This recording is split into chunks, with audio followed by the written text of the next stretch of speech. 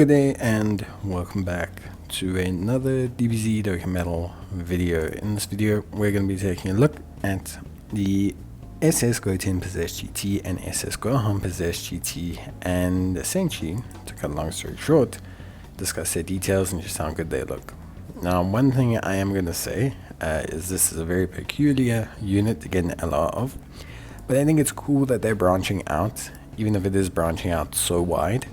And I hope that, although maybe it won't be the most hype unit, I do hope the unit does well, because I do think we need to explore options like this. Whether it should have been an LR, I don't know, but I think it's still pretty cool that they are trying. So next, we'll take a look at their leader skill, created by your mind or joint forces, 200% lead flat. This indicates that they're going to be a yellow coin LR, which is fine. That means we'll have a protective mechanism around the yellow coin LR, so you'll have that pity system being kind of there is kind of like a big trend upwards to have that pity system, and I think it's very, very good. So I think that's something that's going to be cool. In terms of links, Total Conquest, GT, Hatred of Saiyan, Super Saiyan, Kamehameha, Fierce Battle, and Legendary Power. So these guys are going to link up well with Baby. Shouldn't really surprise anyone. I don't think it's surprising to people to see that, this unit's going to link well with Baby.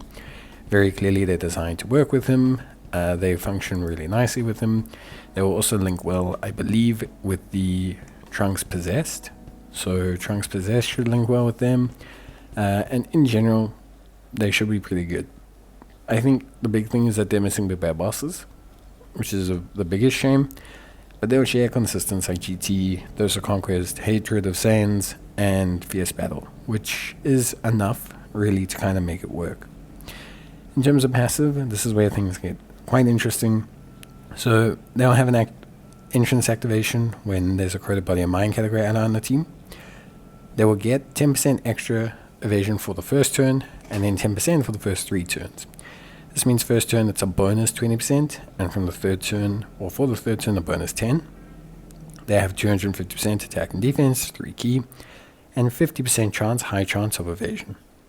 When there's another created body and mind category ally, they will have 20% evasion up and key plus 3.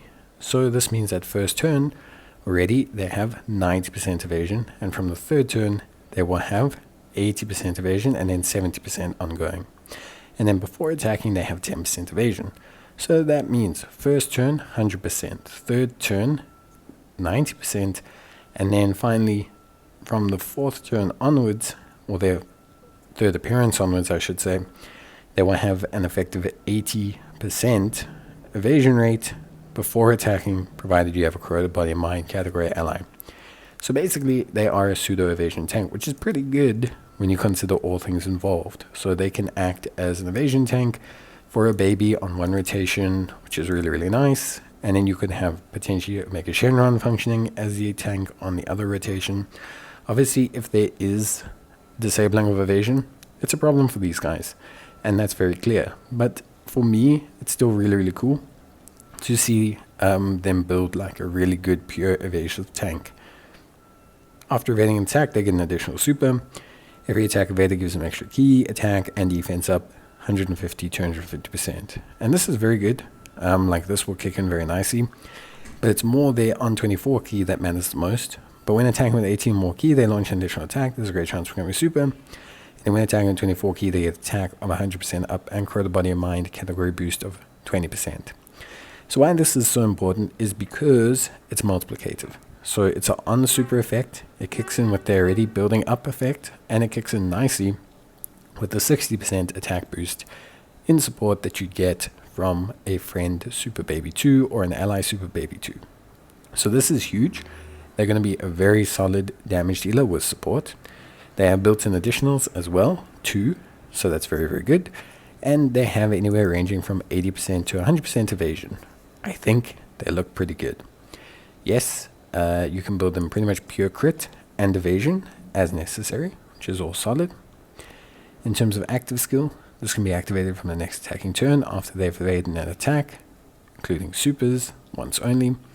Key plus 6, attack 30% up, attacks effective against all types, and evading enemies' attacks guaranteed. So this gives you yet another guaranteed turn of evasion, gives you an attack boost, gives you attacks vector against all types, and gives you key +6, which is really solid, really good. It guarantees you all those additionals, and what's really nice is that extra defensive boost. So the extra 20% defensive boost, especially if you're running them in the front of the rotation, is very, very, very good. It's a very, very, very nice boost.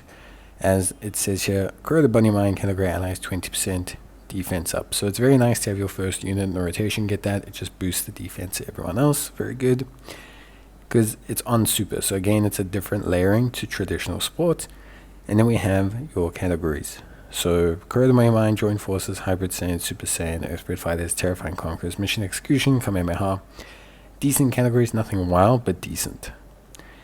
Then, in terms of super attack, they will raise attack and defense for 3 turns, whilst lowering attack on their 12 key. This is good because they have 2 follow-up additionals, so it allows them to build up a pretty decent defensive base as well, and allows them to lower attack, which is actually a very useful mechanism in terms of a lot of content. Lowering attack is very helpful, it's very useful, it works against a lot of bosses, so that's cool. And then their 18 key greatly raises for 3 turns and greatly lowers attack. So just more of the same. All in all, probably I would say best build is maybe additionals.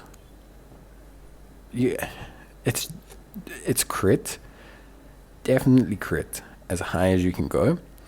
And then we'd be looking for, depending on how you want to maximize them. So additionals will help you, because what additionals will do will help to build up their own offense as well as obviously build up their own defense. But evasion, when you combine it with how high their pre-attack evasion is, would essentially make them something like like 15 evasion on them would make them something like a 84% guaranteed to dodge unit, which is pretty good. That's like MUI Goku levels. So it's a difficult one. I would say the best probably end game content build is probably crit and evasion. But additionals could be cool if you're looking more just to maximize their offensive capability alongside the crit. Because it just depends on if you view 80% as being enough. I do, but some people don't. All in all, they look pretty good. The biggest downside is they don't have big bad bosses. But they are pretty cool. They'll work nicely on Baby's team. They are, again, I think, only problem is they're not on GT bosses. So that is a slight problem.